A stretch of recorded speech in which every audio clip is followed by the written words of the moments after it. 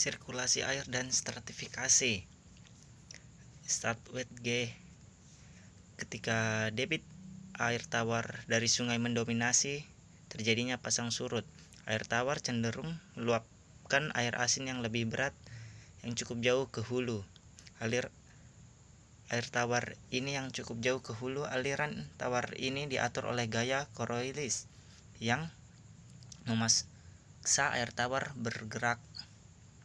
Muara akan menunjukkan profil salintasnya, zona perubahan salintas yang tajam dari atas ke bawah, dan terjadi perubahan sirkulasi ini secara beransur-ansur.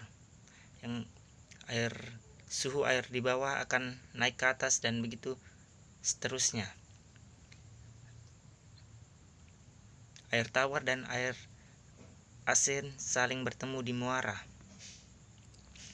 Di sini terjadi sirkulasi air sehingga menghasilkan oksigen untuk kelangsungan hidup biota laut.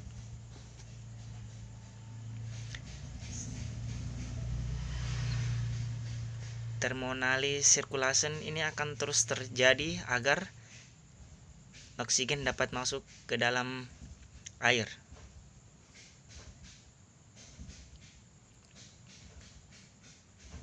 Di sini terjadi ekuator pada North Pole dan South Pole. Sirkulasi terjadi dengan sangat cepat.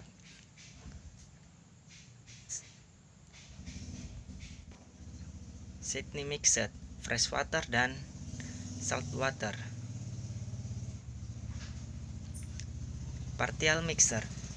Di sini ketika air tawar dan air asin, air pasang bercampur rata pada proporsi karena yang disebabkan oleh perioditas gelombang sehingga muara berbentuk karena energi dihambur pencampuran vertikal sehingga pola lapisan kompleks. Sedangkan well mixed, kompleks mixed, saat air pasang tindakan lebih dari debit air tawar, air cenderung bercampur dengan baik dari atas ke bawah dan salinitas adalah relatif tinggi. Ketika ada variasi salinitas dan suhu, kemudian terbentuk estuari horizontal. Di sini kita bisa lihat antara saltwater G, partial mixed, well mixed.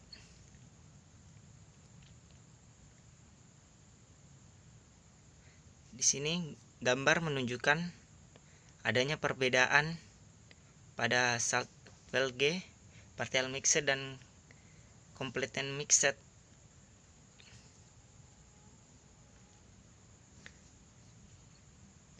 Saltwater G atau irisan garam itu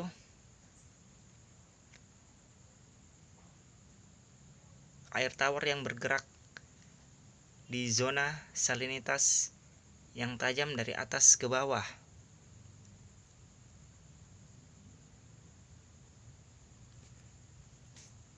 Di sini the basic of system energetic, dasar dari sistem energita. Odom pada tahun 1971 telah menggambarkan muara dasar pada sistem 1 yang physical stress system.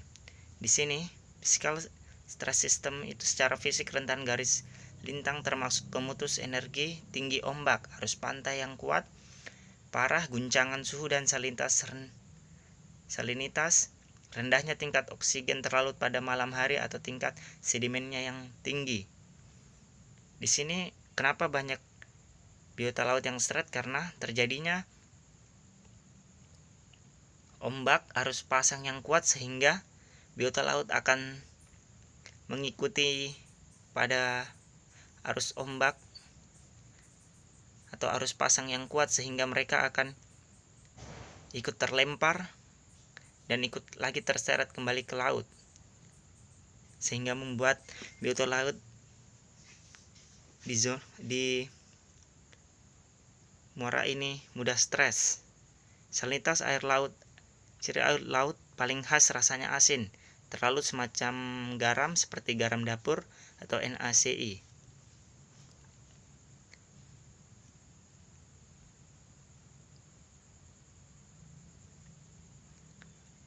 Garam dapur yang diproduksi diperoleh dengan cara menguapkan air laut sehingga tersisa kristal-kristal garamnya. Di dalam air laut terdapat pula garam, magnesium, kalsium, kalium, dan sebagainya.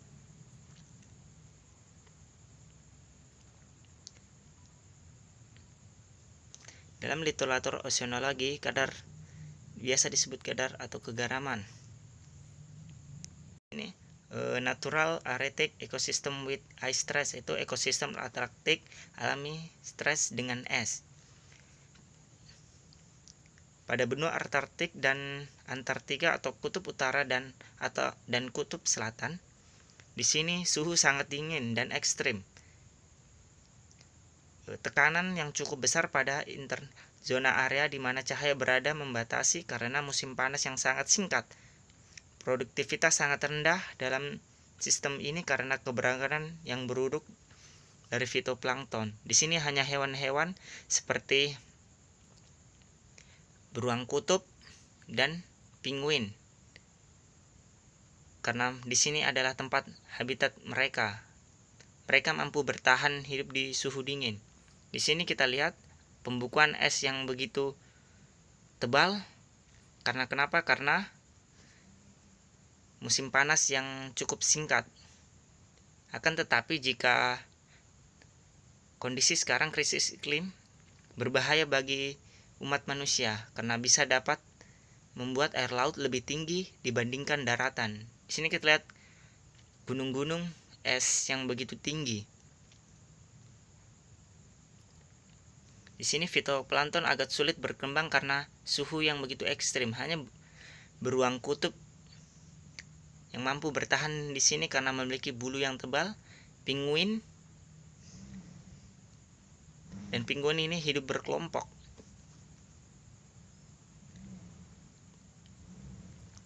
Dan dia mampu bertahan di suhu dingin ini sama seperti beruang. Benua Antartik atau kutub selatan, coastal ecosystem with seasonal, pesisir beriklim ekosistem dengan program reproduksi musiman. Perubahan musiman, produktivitas primer dari laut dan perilaku hewan adalah ciri-ciri di muara biologis. Semakin surut gelombang air laut dan di cekungan semi tertutup memberikan energi subsidi.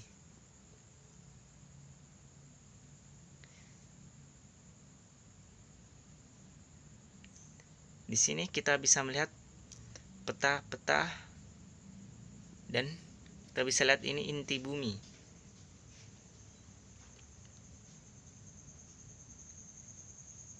Nah, di sini wilayah pesisir yang memiliki produktivitas untuk keragaman hayati dan kita bisa lihat ini Belize dengan luas yang cukup kecil tapi mampu membuat biota laut hidup dengan baik karena mereka menjaga ekosistem yang ada dekat bagian Meksiko dan Guatemala.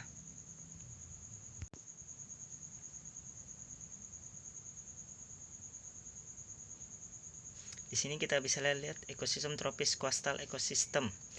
Sistem ditandai dengan tekanan lingkungan minimum karena dapat diabaikan energi dihabiskan oleh spesies untuk modifikasi adaptasi. Dan di sini keragaman hayati cukup tinggi karena kenapa? Karena ada mangrove, padang lamun, dan lain-lain. Di sini kita bisa melihat mangrove menghasilkan O2 dan sebagai tempat persembunyian ikan. Kita lihat penanaman mangrove atau hutan bakau, pohon bakau yang bisa menjaga dari terjangan ombak sekaligus memberikan rumah bagi hewan dan memberikan pendapatan yang tinggi.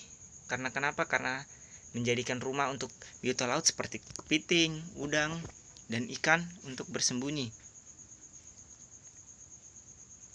Kita bisa lihat terumbu karang yang begitu bagus karena di sini masih terjaga. Ikan-ikan kecil hidup dengan kebutuhan makanan yang tercukupi. sehingga mereka dapat bereproduksi dan menjadi lautan ini ekosistem yang beragam. Ikan-ikan kecil suka berada di rumput laut memakannya. Hutan hujan tropis di dasar laut.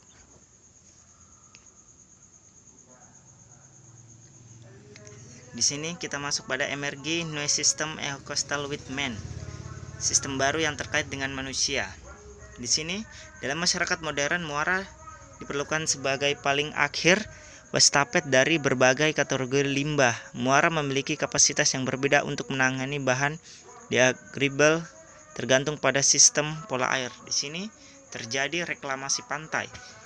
Di sini reklamasi pantai memiliki dampak buruk. Kenapa?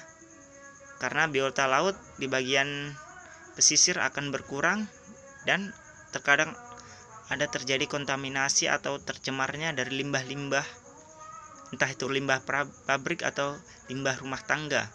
Tapi terkadang limbah terbesar itu dihasilkan oleh limbah pabrik dan akan mengancam keanekaragaman hayati di lautan. Banyak sekali terjadi di Indonesia reklamasi, dan di Makassar, tepatnya di Pantai Losari, itu juga terjadi reklamasi pantai.